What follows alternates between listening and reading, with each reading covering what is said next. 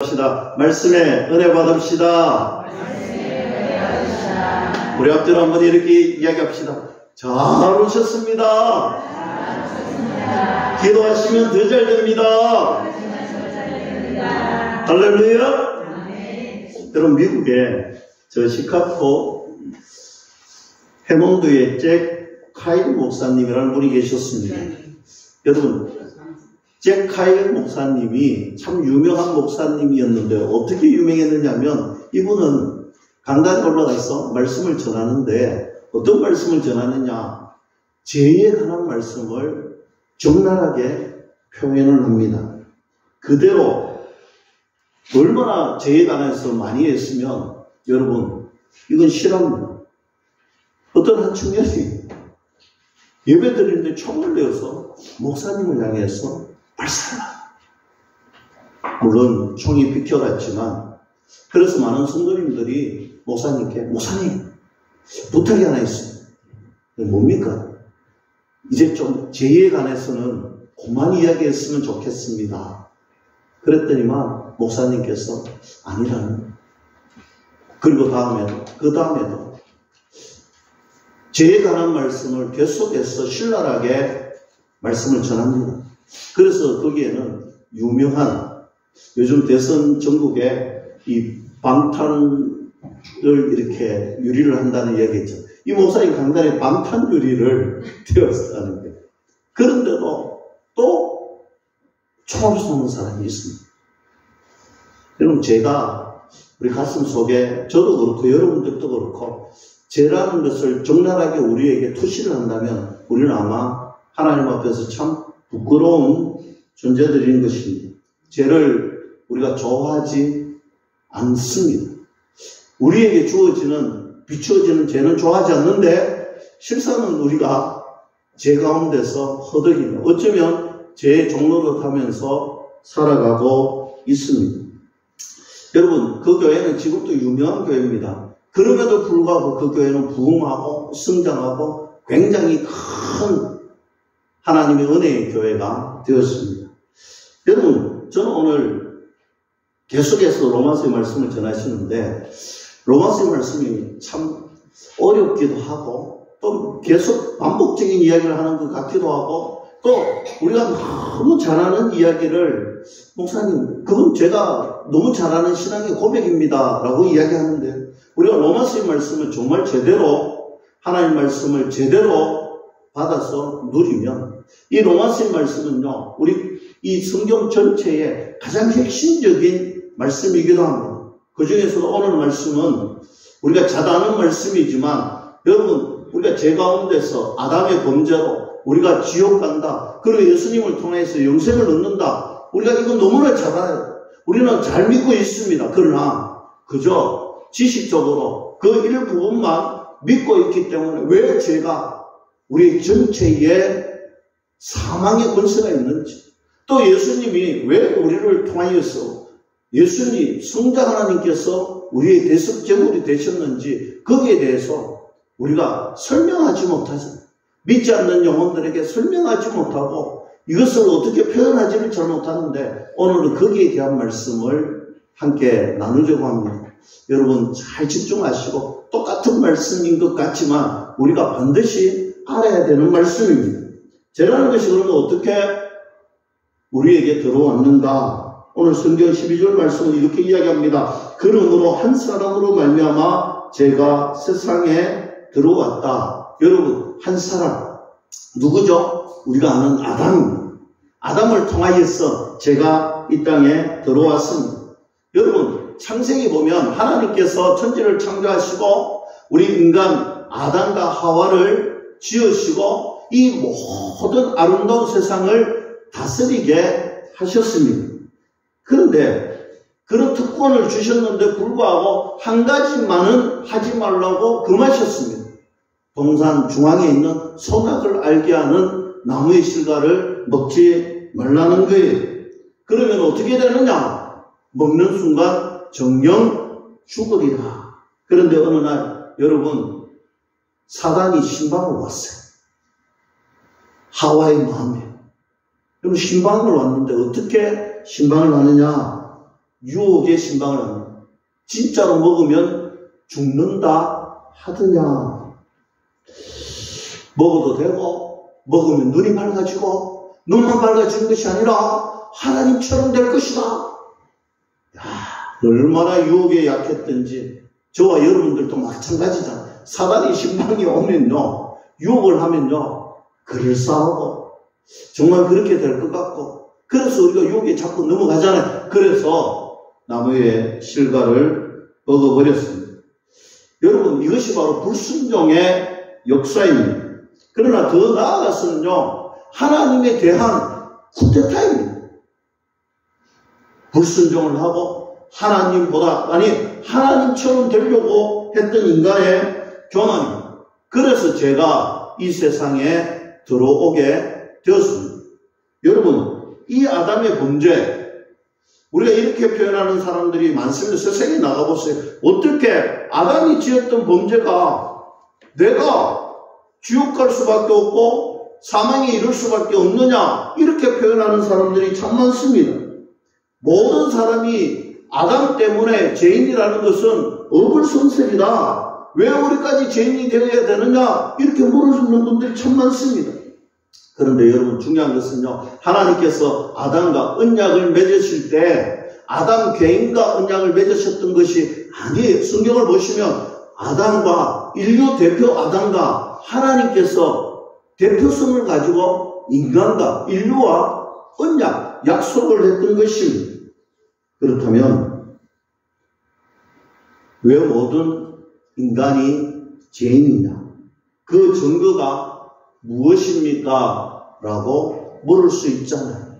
여러분, 우리가 죄인된 증거가 어디에 있습니까? 12절 말씀 계속 보면 죄로 말미암아 사망이 들어왔느니 이와 같이 모든 사람이 죄를 지었으므로 사망이 모든 사람에게 이르렀느니라 했습니다. 여러분, 죄인이라는 증거는요, 단 한 가지입니다. 인간은 다 죽는다라는 거예요. 여러분, 하나님께서 아담을 지으시고 인류 대표를 만드셨을 때는요, 하나님과 영원한 생명을 약속받았습니다. 에덴 동산에서 세상을 다스리고 지배하며 살 수 있도록 되어 있었는데 죄가 들어오고 그 죄로 말미암아 증거가 무엇이냐? 한 사람도 예의 없이 다 죽는다는 거예요. 여러분, 세상에는요, 진시황부터 시작해서 정말 죽기가 싫어서 어떤 방법을 다 노리겠지만 그 어떤 사람도 살아남는 사람이 없습니다. 다 죽습니다. 이것이 모든 사람이 죄인이라는 증거입니다. 여러분, 그래서 또 사람들은 질문을 합니다. 여러분들 전도해보면 질문 많이 들어오잖아요. 그러면 우리가 다 죽는데, 그렇다면 율법이 이 땅에 들어와서 우리가 죄가 죄인 된 것을 알았으니까 율법은 언제 들어왔습니까? 모세가 하나님에게 기도하고 하나님에게 돌판을 받고 하나님의 말씀이 주어지고 그때 율법이 들어왔잖아요. 그러면 아담 때부터 모세 때까지 이때는 율법하고 상관없으니까 어떻게 할 거냐는 거예요.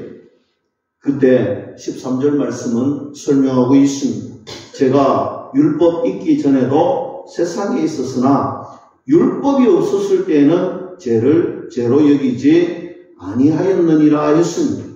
여러분, 아담도 죄인, 모세도 죄인, 저와 여러분들도 죄인인 줄로 믿으시죠? 우리 다 죽습니다.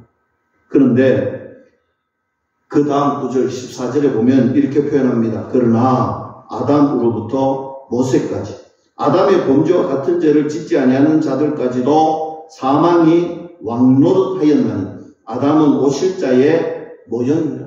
사망이 왕노릇했다는 거예요. 율법이 오기 전에도 아담으로부터 모세까지 사망이 지배를 하고 다 죽었다라는 거예요. 죄의 삭은 사망입니다. 그 죄의 삭은 사망으로 연결이 되는 것입니다. 그래서 우리 모두는 죄인이다. 모든 인간은 죄인이다라고 오늘 성경은 말씀하고 있습니다.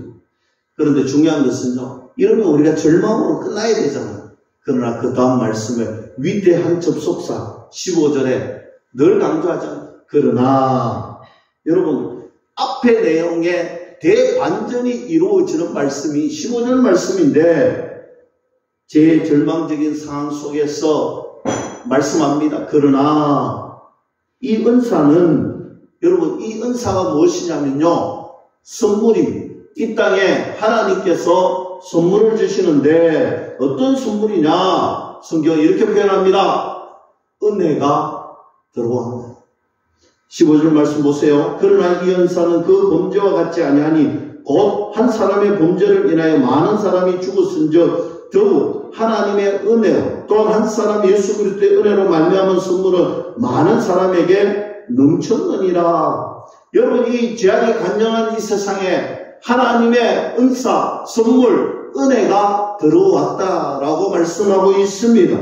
이 은혜가 여러분 죄보다도 더 크다는 하나님의 은혜가 우리가 지은 죄보다도 더 크다. 그래서 여기 보면 더욱이라는 단어도 있고 넘쳤느니라는 단어도 있습니다. 즉 은혜가 죄보다 더 크고 더 클 뿐만 아니라 그 은혜가 넘쳤느니라. 할렐루야. 믿을 수 있기를 축복합니다. 그러면 어떻게 그렇게 말할 수 있느냐? 다음 구절에서 설명하고 있습니다. 16절에 또 이 선물은 범죄한 한 사람으로 말미암은 것과 같지 아니하니 심판은 한 사람으로 말미암아 정죄에 이르렀으나 은사는 많은 범죄로 말미암아 의롭다심에 이름이니라 했습니다. 여러분 죄가 한 사람으로 말미암아 퍼졌습니다. 여러분 아담이 다음 오실 모형이래. 누구? 예수 그리스도의 모형입니다.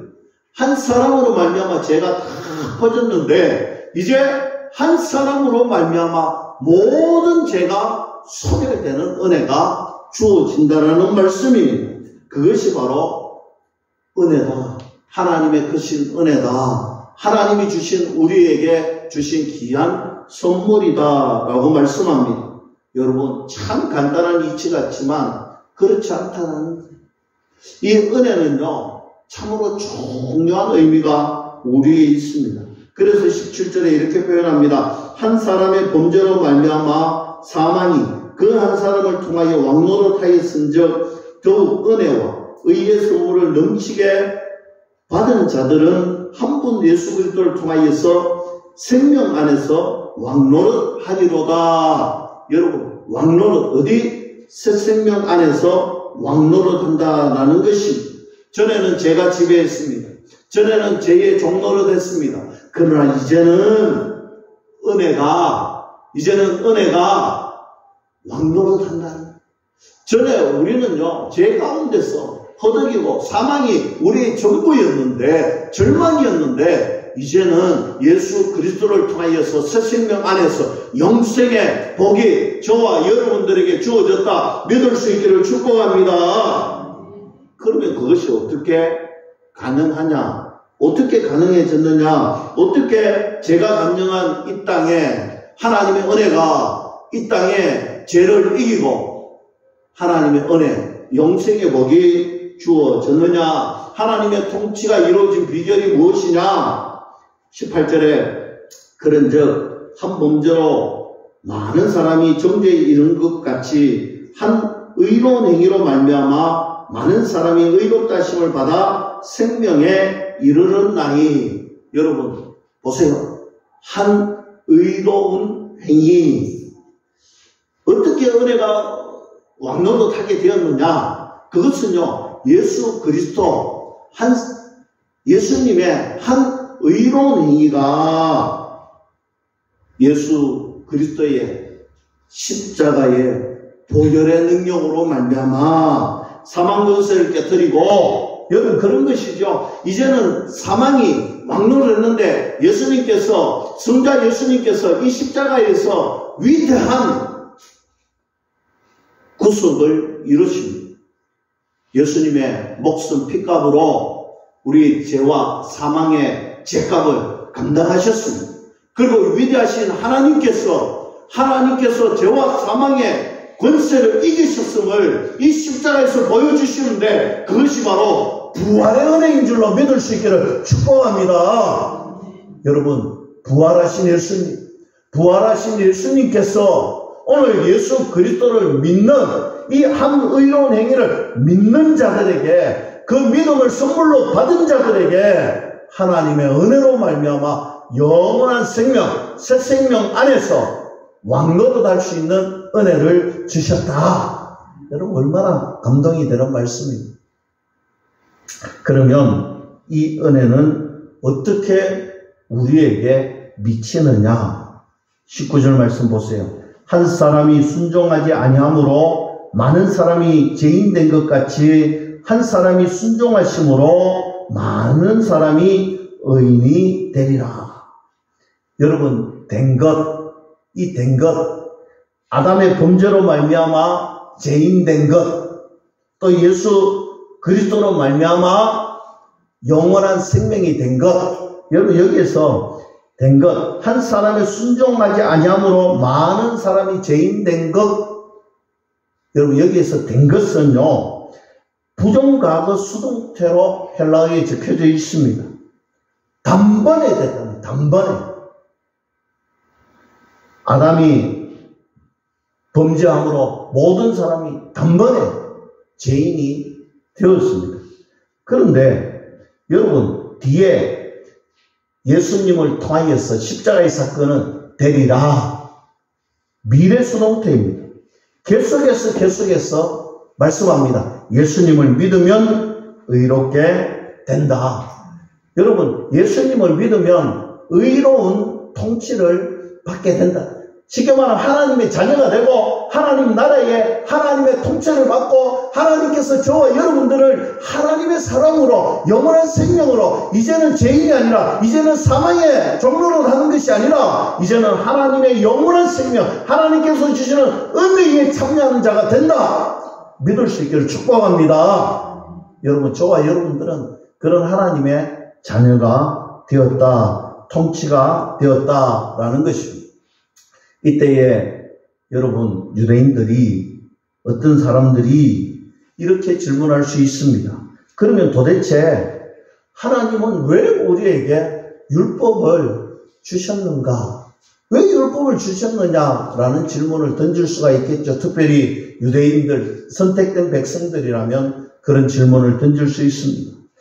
여러분, 율법을 주실 때 이런 역사를 이루시는 은혜에 동참하는데 왜 율법을 주셨는가? 거기에 대한 답은 20절에 나오는데, 율법이 들어온 것은 범죄를 더하게 하려 함이라 했습니다.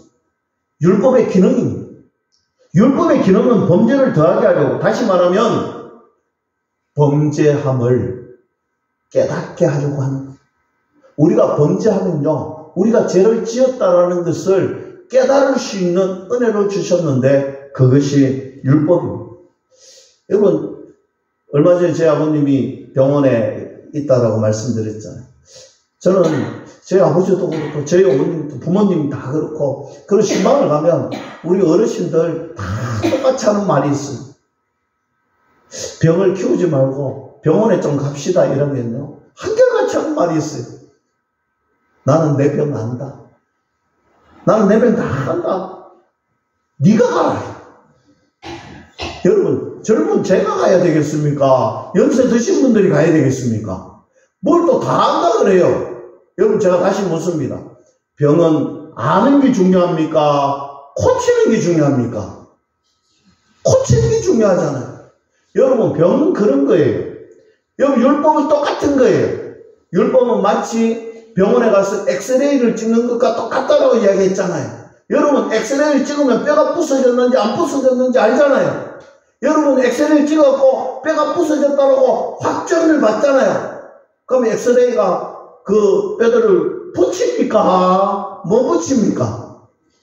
똑같은 말이에요.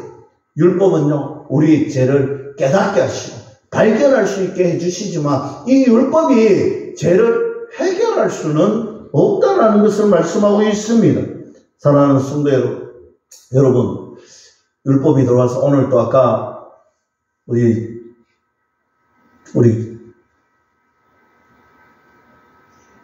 병이 들어와가지고 엑스레이를 발견해가지고 직장에 큰 덩어리를 한 개 발견했는데, 여러분, 우리가 검사를 해보면요, 덩어리가 발견되고 나면요, 그 다음부터 뭐가 중요합니까? 여러분, 저희 형님이 얼마 전에 암수술을 했는데요, 여러분, 암덩어리가 발견되어지면요, 그 다음부터는요, 어떤 생각을 가지냐면요, 이 암덩어리를 제거해 줄 정말 훌륭한 의사를 만나게 해달라고 기대하고 기도합니다.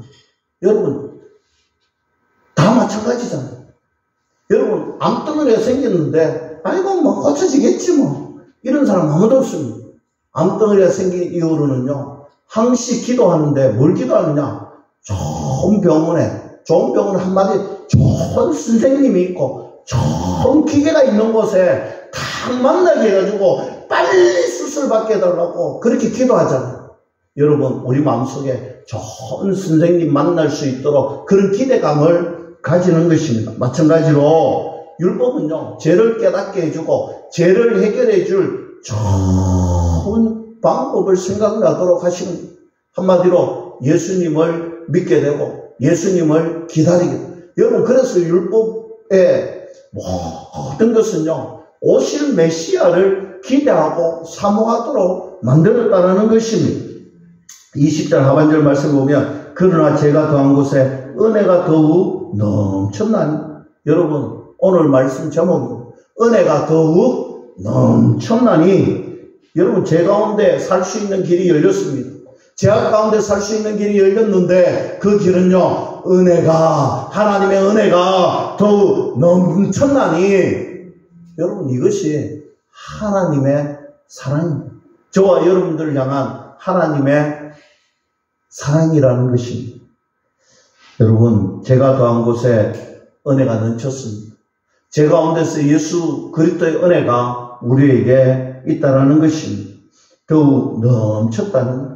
여러분, 내게 그런 은혜가 임했다는, 갑절에 최상의 은혜가 저와 여러분들에게 임하였다. 믿을 수 있기를 축복합니다. 마지막으로 21절 말씀 봅니다. 이는 제가 사망 안에서 왕노릇한 것 같이 은혜도 또한 의로 말미암아 왕노릇하여 우리 주 예수 그리스도로 말미암아 영생에 이르게 하려 함이라. 할렐루야. 여러분, 제가 사실 예수님을 어릴 적에 그때는요, 교회 주일학교 가면 초코파이도 사주고, 요즘은 그런 거 사줘도 안 오더라고요. 그래서 제가 어제 논산훈련소에 제가 진중 세례식을 다녀왔습니다. 한 3,000명 정도가 진중 세례식을 하는데요. 여러분, 진중 세례식 하는데 옛날에는요, 초코파이 하나 줬는데 요즘 뭐 주는지 압니까? 한두 개도 아니고 몽실 케이크를 한 박스. 그러고 옷을 비롯하여서 군생활 자대 배치 받으면 잘할 수 있는 선물 키트를 그렇게 주는데도 다 안 오더라고요. 여러분, 보통 예전에 한 4,000명, 5,000명 이래 세례를 받았는데요, 요즘은 다 해봐야 2,000몇백 명, 3,000명, 적을 때는 1,000몇백 명밖에 안 오더라는 것입니다. 근데 그 아이들이 들어는 세례를 받았는데, 목사님, 다시 한 번 더 기도받고 싶다. 목사님이 기도해 주시면 내가 신앙을 회복하고, 목사님 기도해 주시면 예수님의 큰 사명자로 살아가겠다라고 그렇게 나온 사람이 3분의 1이나 되더라고요. 여러분, 저도 그 기도를 하고 진중세례식을 하고 한번 오는 시간에 말씀을 준비를 하고 또 말씀을 준비한 다음에 기도하는 가운데 이런 생각이 들더라고요. 나는 저 때 뭐 했을까? 저는 어릴 적에 주일학교 때 여러 번 들렸지만 잘 생각해 보니까 중학교 졸업할 때쯤에 예수님을 믿게 되고, 예수님을 믿은 다음부터는요, 여러분, 제 마음에 결단이 있었는데 교회 한 번도 빠지지 않았어요. 근데 다시 생각해 보니까 교회에 빠지지 않으면 예배가 좋아서 빠지는 것이 아니라 교회에 한 번도 빠지지 않으면 하나님 복 주실 것 같은 마음이 생기더라고요. 여러분 우리도 마찬가지잖아요. 여러분 교회에 빠지지 않고 아무리 힘들어도 교회에 오면 물론 그렇게 하면 은혜도 되고 말씀도 주어지지만 저는요 형식적으로 교회에 빠지지 않고 말씀이 귀에 들어오지도 않고 찬송이 되지도 않고 기도가 되지도 않는데 그래도 억지로라도 교회에 오신 분들이 있고 그러면 날로 복 받는 것 같은데 돌아보면 항상 내 신앙은 제자리에 있을 때가 참 많습니다. 그리고 다 결단하고 이런 생각들 가지잖아요. 옆에 분이 막 은혜 받고 방언도 받고 또 기도도 10분밖에 못하고 내보다 못했는데 어느 날 보니까 2시간씩 기도하고 야 나도 은혜 받아야 돼. 나도 복 받아야 돼. 저도 그럴 때가 있었어요. 저도 하나님 앞에 야 결단하고 야 나도 한번 은혜 받아야 돼. 그때가 수련회잖아요. 여러분 수련회 저희 때는요 3박 4일 뭐 이렇게 가는데 가면요 재밌잖아요. 은혜 받으러 가는 게 아니라 재밌어서 갔는데 여러분 어느 날 나도 은혜 받아야 되겠다. 여러분 산에 가가지고요 저희 때는 그랬어요. 소나무를 잡아가지고 그거 뽑으면 기도가 이루어진다. 그래서 소나무를 다 뽑던데 얼마나 믿음들이 좋은지 이따만한 소나무를 잡고 기도하는 거예요. 저는 째매탄 소나무를 잡고 기도했는데 그 째매탄 소나무가 안 뽑히더라고요. 생각해보니까 참 많이 웃었잖아요. 그런데 생각해보니까 그때 하나님 앞에 결단하고 하나님 앞에 간절하게 기도했더니 어느 순간에 하나님께서 은혜를 부어주시는데 하나님 말씀이 깨달아주고 하나님 주시는 은혜를 쫓아서 기도하게 되고 기도한 대로 행할 수 있는 은혜가 있더라는 거예요. 여러분 마찬가지입니다. 우리 모든 신앙은요 그렇지요. 여러분 그저 교회에 와서 교회에 열심히 앉아있고 열심히 뭐 성경책도 펴고 그래서 될 것 같지만 그러나 여러분 결단하셔야 됩니다. 하나님의 은혜의 말씀에 참여하려고 결단하시고 하나님의 은혜의 길로 나아가려고 결단하십시오. 물론 좌절하고 또 좌절하고 또 좌절할 때가 있을 거예요. 그때 누구를 생각하면 되냐면 예수님의 수제자 베드로를 생각하시면 됩니다. 베드로가 6월절 만찬에서 예수님 제자들에게 말합니다. 베드로야 네가 나를 버릴 것이다. 분명히 부인할 것이다. 베드로가 뭐냐고 이야기했습니까? 예수님 그런 섭섭한 말씀하지 말라. 내가 예수님을 따라다닌 지가 언젠데 내가 예수님을 부인할 수가 없잖아요. 절대로 내가 예수님 안 버립니다. 절대라고 이야기했던 베드로가 어땠습니까? 여러분 예수님이 다 굴기 전에 네가 반드시 나를 3번 부인할 것이다. 그리고 베드로를 데리고 기도하러 가십니다. 여러분 성경에 보세요. 베드로를 데리고 기도하러 갑니다. 예수님 기도하러 가시면서 여러분 예수님은 땀방울이 핏방울이 되도록 기도했는데 베드로는 뭐 했습니까? 예수님 기도할 때마다 자자.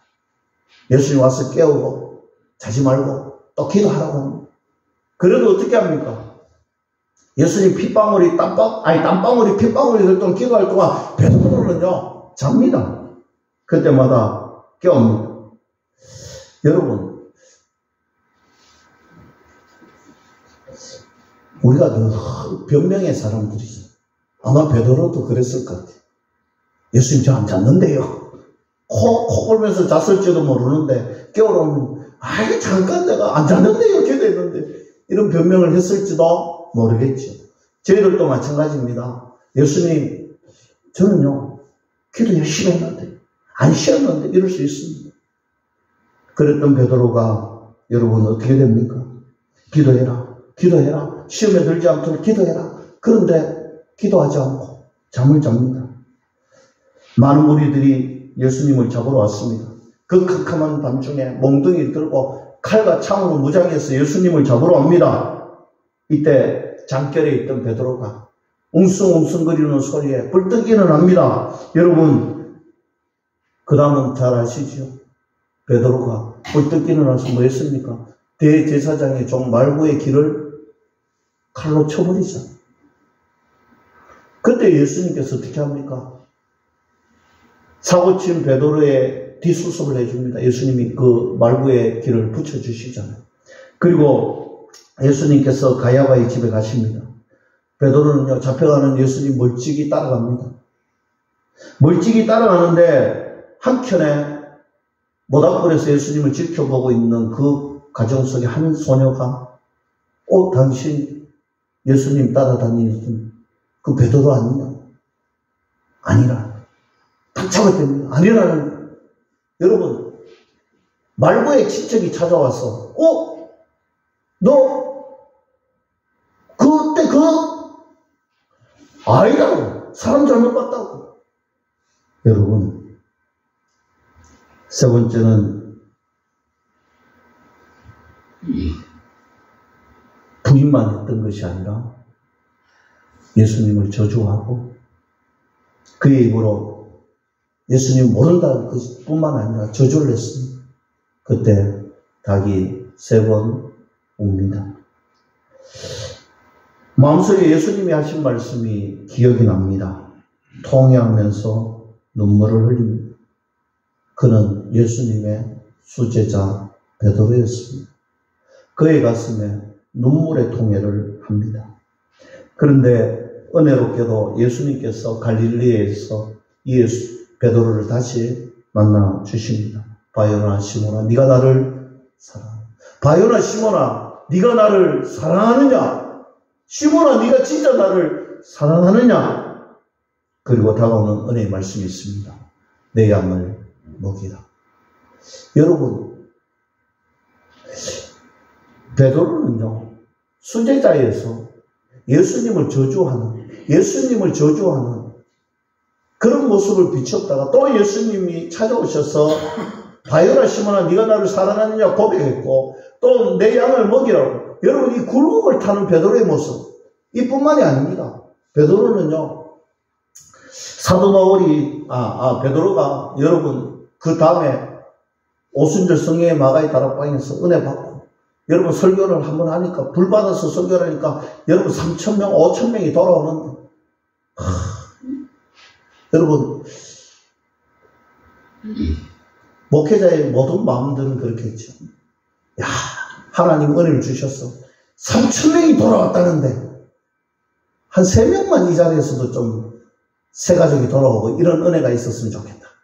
여러분, 우리가 새생명 축제를 하고 나면 몇십 명이 교회에 이렇게 옵니다. 그때마다 하나님, 이 강단에서 베드로의 설교가 하나님 3,000명이 열심히 했는데 그런 기도를 제가 드릴 때가 참 많습니다.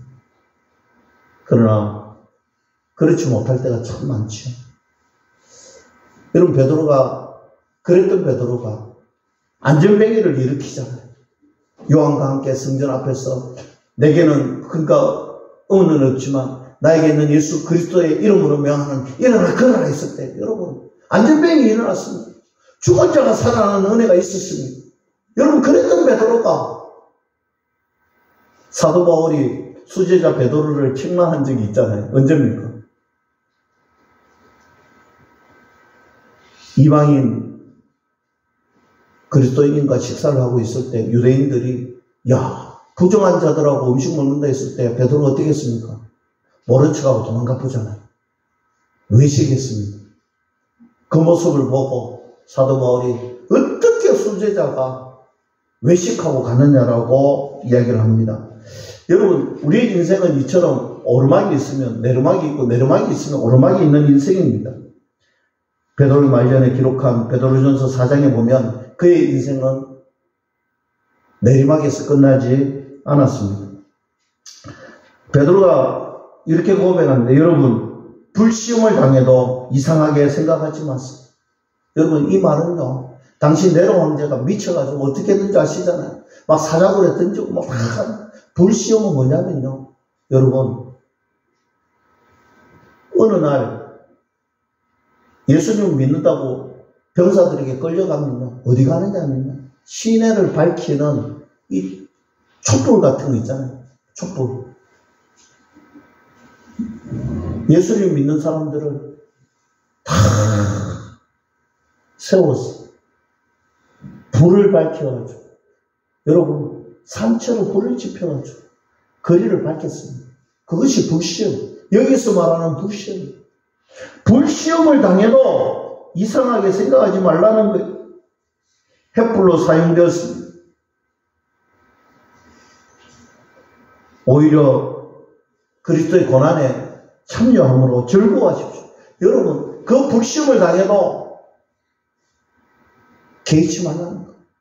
오히려 고난에 참여하고 즐거워하라는 그의 음성이 들려집니다. 그의 영광이 나타날 때 우리는 반드시 기뻐할 수 있고 즐거워할 수 있다라고 고백합니다. 초라했던 베드로, 그의 인생 말년에는 위대한 신앙의 고백으로 그의 인생이 마무리됩니다. 사랑하는 성도 여러분, 말씀을 했습니다. 우리에게 결론은 한 가지입니다. 우리가 쓰러진다 할지라도, 우리가 넘어진다 할지라도 하나님의 은혜는 우리가 새 생명 안에서, 영원한 생명 안에서 왕노릇할 수 있는 하나님의 자녀로 반드시 세우시고 반드시 이루신다 라는 약속입니다. 그 은혜가 여러분들 한 사람 한 사람, 여러분 가정에, 여러분들 자녀들 위해 충만하게 임하셔서 세워주시는 은혜가 풍성할 수 있기를 주님의 이름으로 간절히 축원합니다.